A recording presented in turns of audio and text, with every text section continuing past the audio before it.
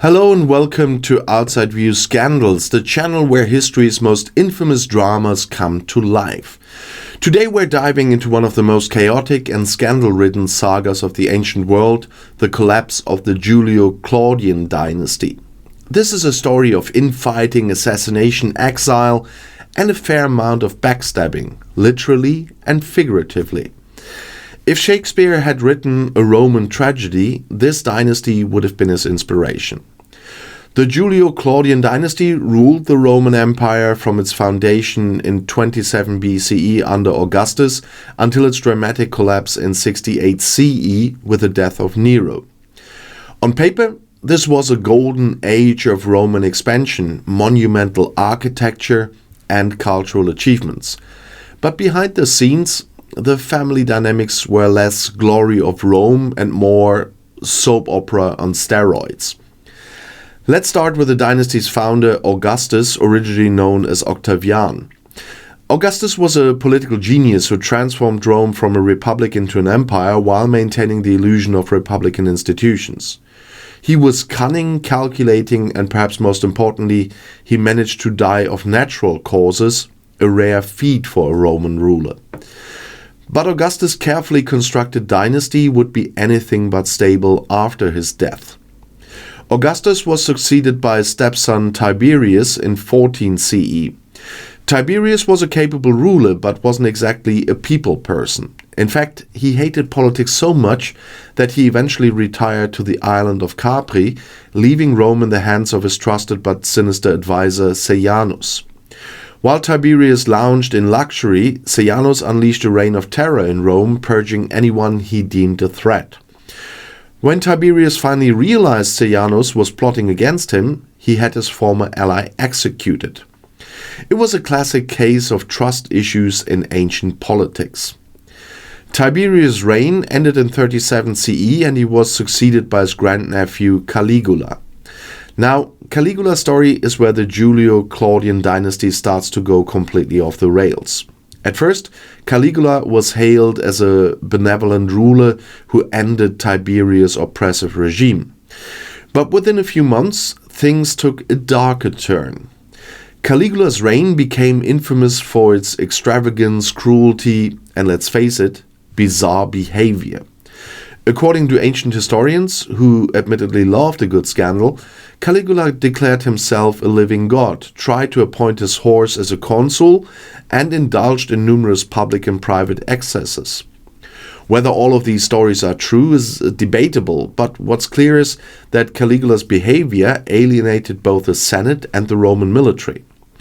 In 41 CE, after just 4 years in power, Caligula was assassinated by members of his own Praetorian Guard.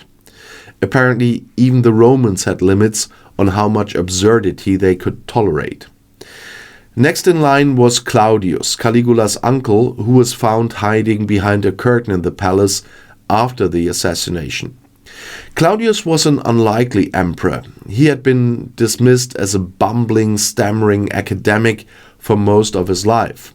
But once in power, Claudius proved to be an effective ruler, expanding the empire into Britain and reforming its bureaucracy.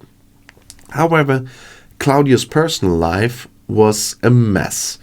His marriages were a revolving door of scandal, but none were as infamous as his fourth wife, Agrippina the Younger. Agrippina was ambitious, ruthless, and determined to secure the throne for her son Nero. She reportedly poisoned Claudius with a dish of mushrooms in 54 CE, clearing the way for Nero's ascent to power. And this is where things get even messier. Nero, the last emperor of the Julio-Claudian dynasty, is one of history's most notorious figures. He began his reign with promise, guided by the wise counsel of Seneca and Burrus. But as Nero grew older, his darker tendencies emerged. He is famously remembered for allegedly fiddling while Rome burned during the Great Fire of 64 CE, although that story is likely apocryphal. What's not debatable is Nero's penchant for eliminating anyone he perceived as a threat, including his own family. First, Nero had his stepbrother Britannicus poisoned at a banquet to eliminate any rival claims to the throne. Then he turned on his own mother, Agrippina. Their relationship had been fraught with tension as Agrippina tried to maintain influence over her son's rule.